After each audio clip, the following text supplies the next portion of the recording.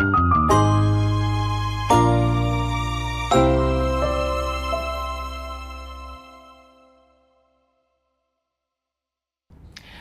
back to the Insurance Playbook, your go-to series for decoding finance, protection, and everything in between.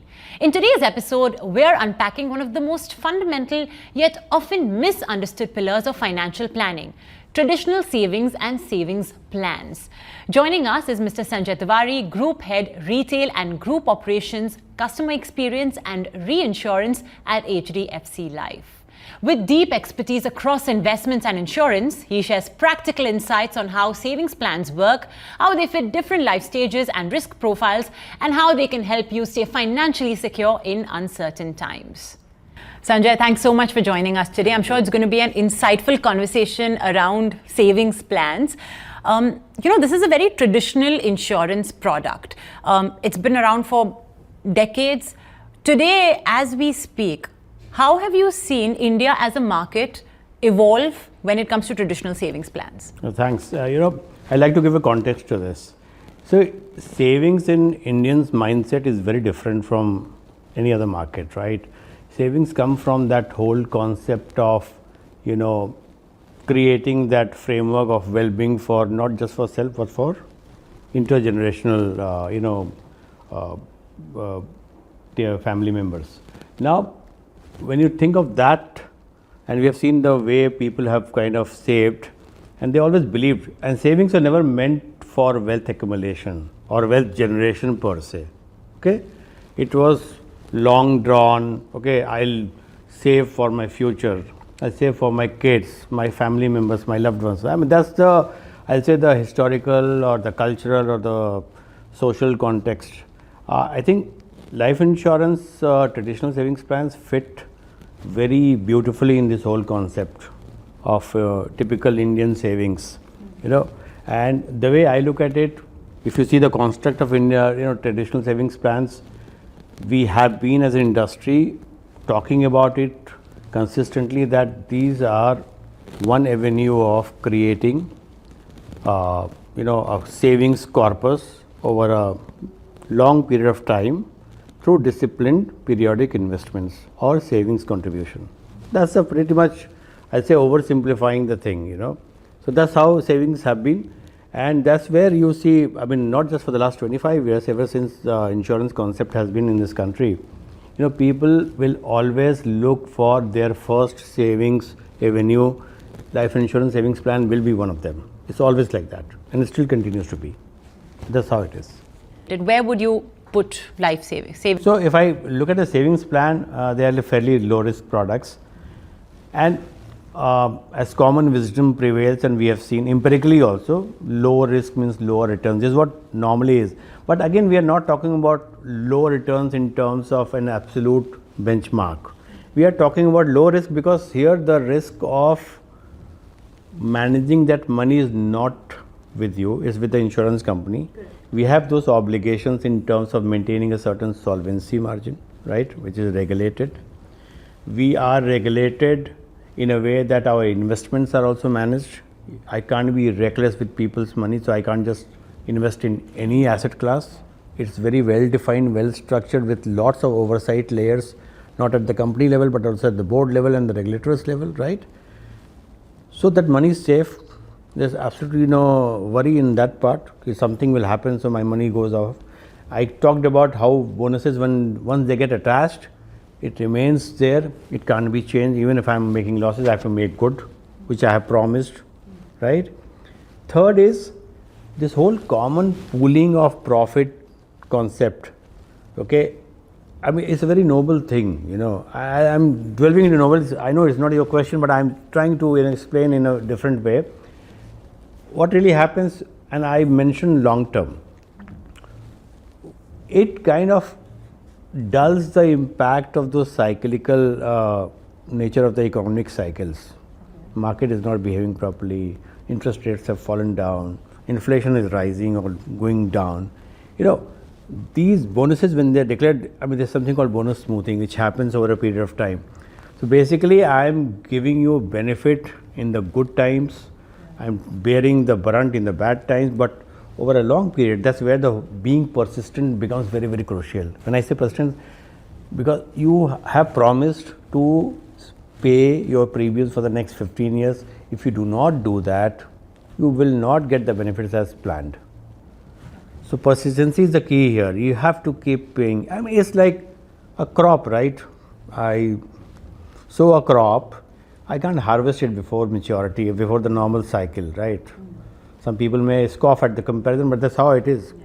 So I have to remain invested over that horizon, and that's where the benefits start accruing. So it's a low risk. In the pecking order, the savings plans are a fairly low risk because the risk is managed entirely by the company. Okay, there's a base amount which is already guaranteed. In any case, the death benefit is guaranteed. Then the upside is through the bonuses over the entire duration of the policy. Second level is we offer guarantee plans. Again, it is upfront guaranteed, everything. There's a cost of guarantee which is inbuilt, not very onerous at all. So again, it's a very low risk thing because the entire risk is borne by us as an insurance company. The riskier classes are the unit-linked plans, where the funds are dependent upon the market movements, right? So the risk is high. Returns could be much better, but if the economic downturn happens and the factors which we can't influence as an insurance company, it does impact, right? And we believe that a larger population is not very, very savvy or prudent to monitor on a daily basis. It's a very complex subject to understand and monitor and then keep shifting from one fund to another. Although we do give that an option, right? But it's not really, I don't advise for a larger population, you have got 200 other things to do. So why not defer to your judgment. Experts and who are managing your money safely and soundly and promising you a decent return. So that's how it is. So Sanjay, let's talk a bit more about that, because especially when it comes to participating or unit linked, there is a certain element of risk associated. So as an insurance company, and you're calling yourself, of course, more suitable for risk averse people, how do you ride volatility associated with markets, which is inevitable? So I'll take up the first part, the participating products. Again, trying to, not trying to oversimplify, but it's not a very, very risky proposition. It's not risky at all. In fact, if you see, what happens is when you as a customer is planning, and I'm kind of, explaining the product to you as a company, okay, this is a very safe, long-term discipline investing avenue, which gives you a life cover as well as a savings corpus at the end of the duration, which you choose, right? And you also choose the amount of savings which you want to invest, whether it could be monthly, half yearly, every 3 months, or every year, maybe once in the lifetime also, right? Some plans are like that. Now, I am saying it's a participating product, so the customer doesn't understand. So the way we try to explain is why I'm calling it participating, because the premium which I take from you, similar to you, there are thousands and maybe millions of customers which I have who are investing in the same fund, same pool of money which the company is managing, which is mandated by IRDA. The investment philosophy is very clear there. It's a very conservative approach to invest in assets which are predefined. So what really happens is that your money gets invested along with many others. It's a typical financial product that way, and I have promised you it's participating. So if the policy will, or the fund, that participating fund will generate profits, you will participate. I'll give an example. We all living in housing societies. We have housing societies, right? And if you are a homeowner there, you have a share of the society, you become a society member, right? So now the society is managing that money, which it takes as a maintenance fee every month. I'm giving a very different example, but I think it will drive home the point I'm trying to make here. So that maintenance is for the upkeep of the society, paying the bills of the society, the common ones, right? But there's money which, if it's managed prudently, which it does get, so they generate some profits, which gets distributed to the members of the society, which is the homeowners, right? This is what it fund does. It's managed properly. Whatever profits happen, it gets equally distributed. And so if the fund has generated, let's say, 100 rupees as a profit, okay, I will pass on 90 rupees as part of the bonuses declared in that year to all the policy holders who have bought a traditional participating savings plan from a company. Once I have declared that bonus, you know you have taken a policy of 50,000 rupees. I have declared a bonus, let's say is 40 rupee per thousand. I mean, that's how the face value of the policy is. Basically, if I'm, you get some amount, it is attached to your policy. So now your amount has become the original amount which you have invested plus this bonus declared for the entire. Then next year I declare something else. Third year I may not have, I'm just giving a very hypothetical example, because I have your money for the next 15 to 20 years and you have promised to pay me 15 years premium. So based on that I have assumed my investments. So I have a pool of policies which I will invest on a long duration asset class which will generate this kind of return, but I should also earmark something for some contingency. For example, there's a claim, people who withdraw money after a certain time, or there's a death, right? So I price for that. But I start giving those surplus in terms of bonuses every year. Once I attach, I can't change that. And I keep declaring every year. In the long, and why I say keep emphasizing on long term, because on the long term, you end up developing a very healthy pool. You look at the history of any life insurance company across the world. Okay, if it's a participating product, customers have benefited. They always develop a corpus, but the key is the long term, being persistent in paying the premium, because if you just stop paying the premium, I mean, you don't get the benefit which I have promised you. So if you see the benefit illustrations which are given to the customers, who the customers sign off, you should read that very clearly. It's very simple, by the way. It's not very complicated. And you should ask your financial consultant or the agent, or reach out to the company directly. There are options given, right, to ask questions. What has been your bonus history? So that's how the participating plans. It's kind of a low risk, kind of fair, decent returns, a good build-up of corpus along with a risk cover throughout the policy term. Where has the company invested my money? How are those funds doing? What is my overall performance like? How can I access all of that information? So there are multiple sources. I would suggest the best thing is to go to the company's website. Customers are always informed whenever the company declares the bonuses. Customers are sent out a communication. Your policy has participated in the profits, and this is the bonus declared for the financial year, say 25-26 in March or April, which will declare, and this is the bonus rate, and this is how your policy looks like today. That's how it is.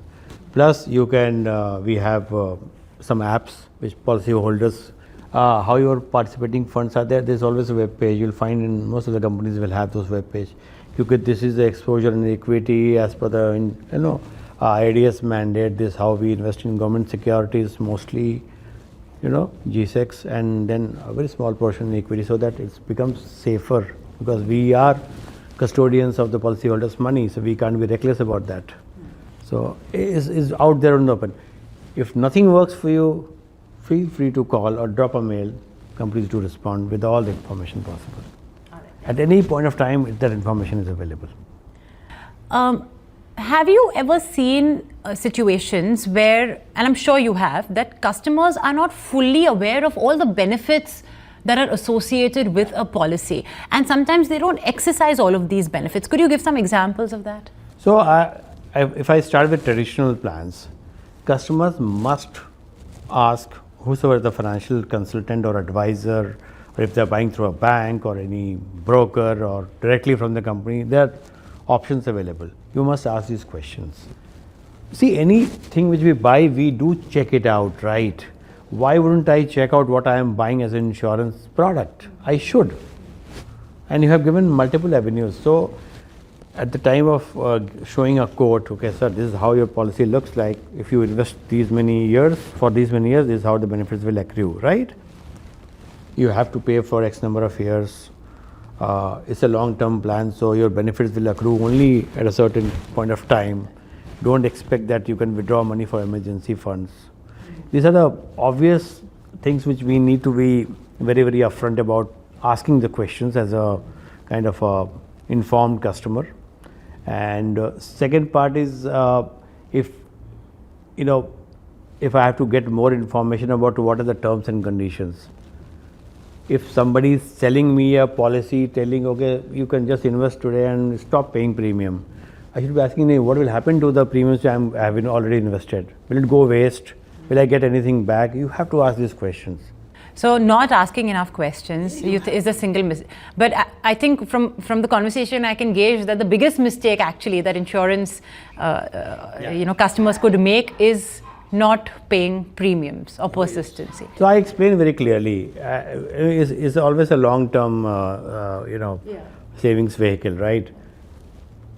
We have designed the benefit that you will accrue a benefit over a slightly longer period of time, right?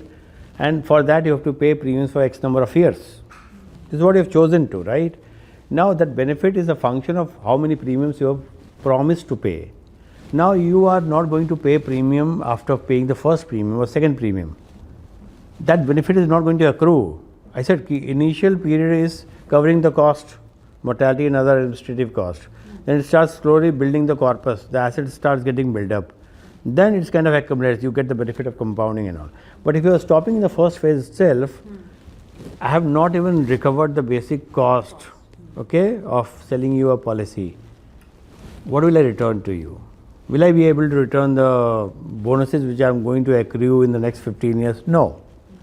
So it becomes kind of a lost opportunity for the customer because that is losing the money, a portion of that definitely, and also the insurance company.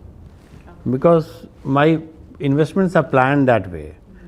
For this pool of 1,000 policies which I have just got the new customers for, I'm going to get 10 premiums each from each of these customers over the next 10 years.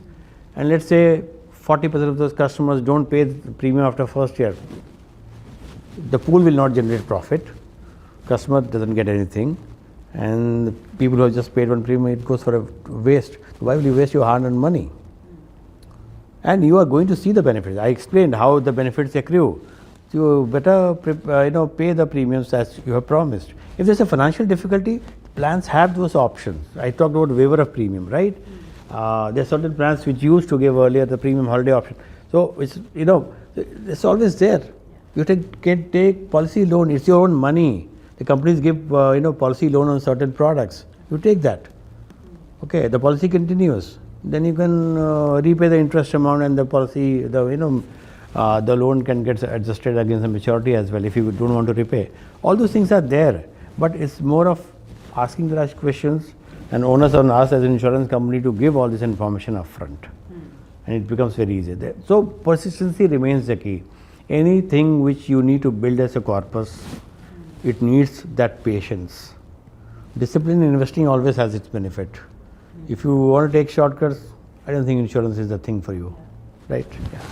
That's a very interesting point also you mentioned, because sometimes when you tell people that, listen, for 10 years you have to pay this premium, it does sometimes make you think that, what if my situation changes in a couple of years and I'm not able to commit to the premium payment? So there are options available. Definitely, there are multiple options. I can change, I mean, it varies from product construct to product construct, but in general, you can change the frequency of your premium payment.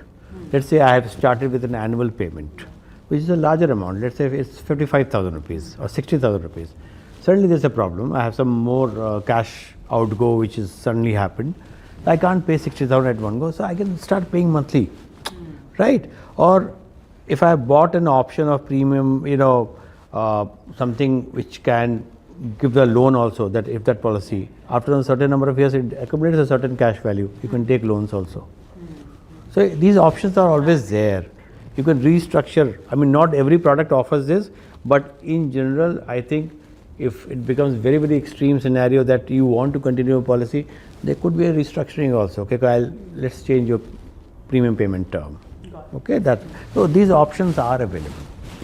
Sanjay, what an enlightening conversation around life insurance savings plans. It's such an underestimated product, but the wonders really it can do, especially in its role as an anchor. You rightly mentioned, go out and take risks, but have that one safety net of sorts that these plans provide. So thanks so much for simplifying it for us. Likewise, Mubina, thanks a lot for having me here. Thank you.